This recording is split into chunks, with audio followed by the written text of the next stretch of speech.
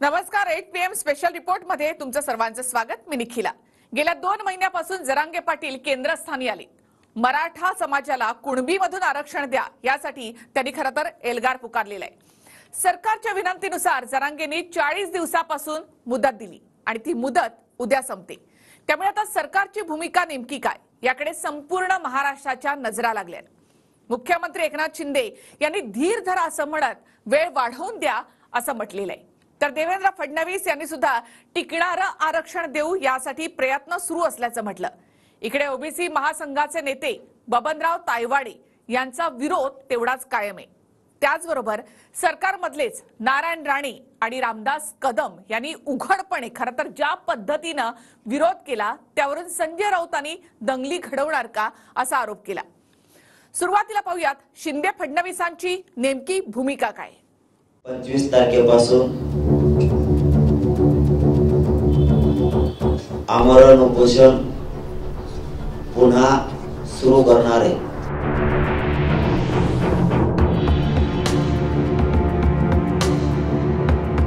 चोवीस ऑक्टोबर अर्थात पुढच्या काही तासांच्या आत मराठा समाजाला कुणबीचं जात प्रमाणपत्र द्या, नाहीतर पुन्हा 25 ऑक्टोबर पासून आमरण उपोषणाचा इशारा मनोज जरांगे पाटलांनी दिलाय. तर सरकारनं जरांगे पाटलांकडे वेळ मागितला. 25 तारखेपासून आमरण उपोषण पुन्हा सुरू करणार आहे. मराठा समाजाचा आरक्षणाचा प्रश्न सुटेपर्यंत आमच्या गावात कोणत्याही राजकीय नेत्याला येऊ दिलं जाणार नाही. महाराष्ट्र सरकार मराठा समाजाला आरक्षण देण्यासाठी सर्वतोपरी कटिबद्ध आहे. सगळे प्रयत्न करते आहे. टोकाचं पाऊल उचलू नका, थोडा धीर धरा, थोडा वेळ द्या.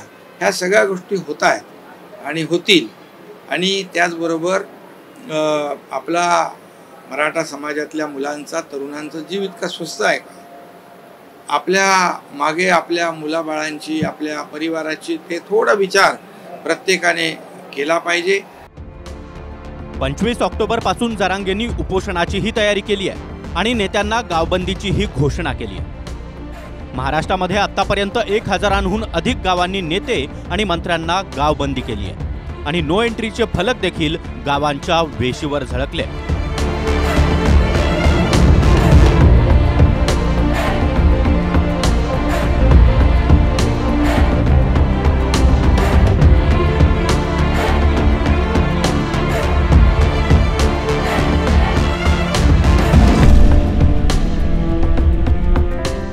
जरांगे पाटलांनी याआधी आंतरबली सराटी गावामध्ये 17 दिवस उपोषण केलं. त्यावेळी टिकणारं आरक्षण देऊ असा वायदा मुख्यमंत्री एकनाथ शिंदेंनी केला आणि उपोषण सोडताना जरांगेंनी 40 दिवस सरकारच्या समितीला दिले. आता यापुढे वेळ देणार नाही असं सांगताना जरांगे यांनी मुख्यमंत्र्यांनी शब्द पूर्ण करावा असं देखील म्हटलंय. 2 दिवसाच्या आत ते शब्द खरा करून दाखवा, कारण त्यांची प्रतिमा जशाला तशीच राज्यात आणि देशात राहील की हे शब्दाला बदलत नाही. मग काही झालं तरी हरकत नाही. मुख्यमंत्री साहेबांना आज आमची पुन्हा एकदा मराठा समाजाच्या वतीने शेवटची विनंती, काही झालं तरी हरकत नाही, तुम्ही मराठा समाजाला शब्द दिल्याप्रमाणे आरक्षण द्या. देवीच्या मंडपामध्ये हा शब्द मी दिलेला आहे. त्यासाठी वाटेल ते करण्याची तयारी सरकारची आहे. आणि पुन्हा एकदा मी सांगेन, खोटं मी बोलणार नाही, मराठा समाजाची दिशाभूल मी करणार नाही, कोणी केली हे मी आज बोलणार नाही. पण मराठा समाजाला न्याय देण्याचं काम आमचं सरकार करणार. 1 घंटाही मिळणार नाही, वेळ मिळणार नाही. फक्त त्यांनी हे मात्र मोठ्या मनानं कबूल केलं की मी शब्द दिलेला आहे आणि मराठा समाजाने त्यांच्या ते शब्दाला पक्के आहेत, म्हणूनच त्यांचा मान सन्मान राखून मुख्यमंत्र्यांना समाजाने वेळ दिलेला आहे. त्या दिवसाच्या आत त्यांनी आरक्षण आता लगेच जाहीर करावं. 24च्या आत वार लेवलवर त्या संदर्भामध्ये येऊ नका की झाल्या तर 40 दिवस, 1 तासही देणार नाही, 1 दिवसही देणार नाही. माझी जरांगे पाटलांना या निमित्तानं विनंती आहे, फार घाई न करता आणि घाईगर्दीत घेतलं आरक्षण हे टिकाऊ कसं राहील याबाबतीत सगळ्यांच्याच मनामध्ये शंका आहे. आणि म्हणून थोडा वेळ लागला तरी चालेल, पण शाश्वत आरक्षण आपल्याला या ठिकाणी पाहिजे असेल तर मला वाटतं फार घाई करून उपयोग नाही. उपमुख्यमंत्री फडणवीसही म्हणताय की घाईघाईनं निर्णय घेतल्यास कोर्टात टिकणार नाही, त्यामुळं टिकणारं आरक्षण आम्ही देऊ. प्रश्न जे जटिल असतात, जे कॉम्प्लिकेटेड असतात आणि विशेषतः ज्याच्यामध्ये संविधान, न्यायपालिका हे इन्व्हॉल्ड असतं, त्याच्यामध्ये शेवटी निर्णय घेताना तो विचारपूर्वक घ्यावा लागतो.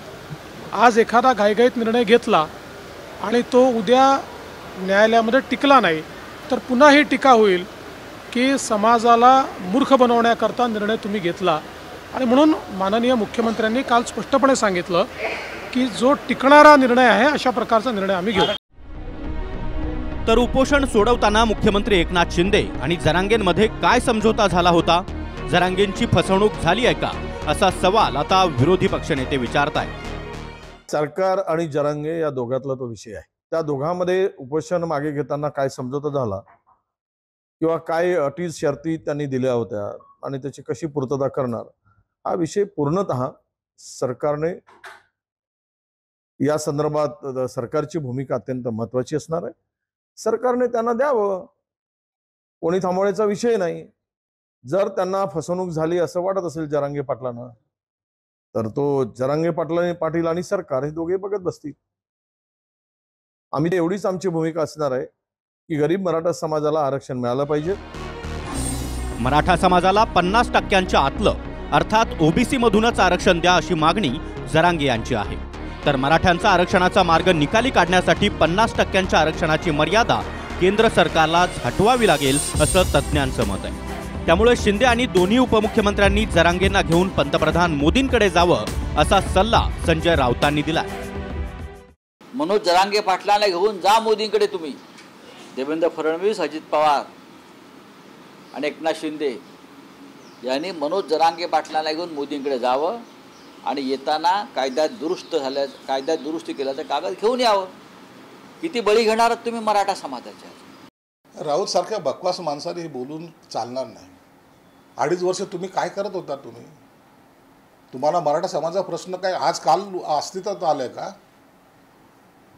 2.5 वर्षामध्ये मराठा समाजासाठी किती बैठका घेतल्या एकदा सांगावं त्यांनी. 2.5 वर्षामध्ये त्यांनी काय प्रयत्न केले तर सांगावं त्यांनी. आम्ही प्रामाणिकपणे प्रयत्न करतोय.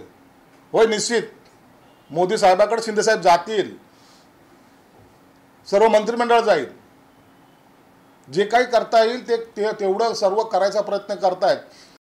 जरांगे पाटील आपल्या 40 दिवसांच्या मुदतीवर आता ठाम आहेत आणि सरकारला वेळ वाढवून देण्यास आता ते तयार नाहीत. तर सरकारनंही आपली अडचण आता बोलून दाखवली. Bureau report, TV9 Marathi.